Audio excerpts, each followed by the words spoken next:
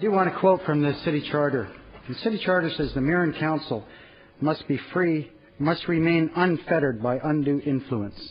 And going back to the 2008 election, both the major parties sitting here received over $20,000 from the developer of this project.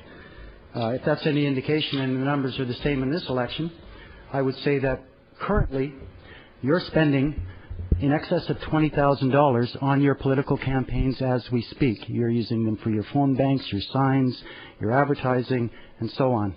I say it's a complete conflict of interest for the majority of council members here to make this decision. However, I am assuming that you're going to ignore those comments and ignore the City Charter. So I would like to comment on the development itself. This development, the upzoning, goes from 1.45 max up to 5.5.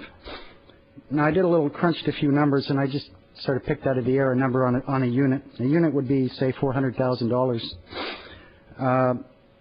That totals $445 million in development, as opposed to $120 million that is currently zoned.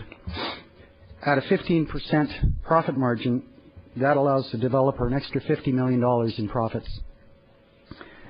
And I find it interesting to note that the only two councillors that brought up the issue of affordable housing were the only two councillors who didn't receive money from Wall Financial Corporation. But the community amenities that I'm seeing in this project benefit primarily a group that, by their own admission, local people are about 30%, and probably at least half are from Burnaby. So this benefits 15% of their clientele, and it's supposed to be a local amenity, not a regional amenity. So I don't see these amenities as being the proper amenities that you should be providing.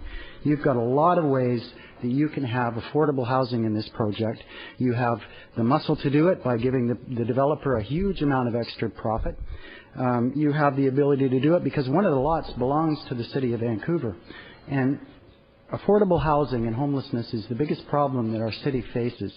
And I challenge this council to do something about it in this project.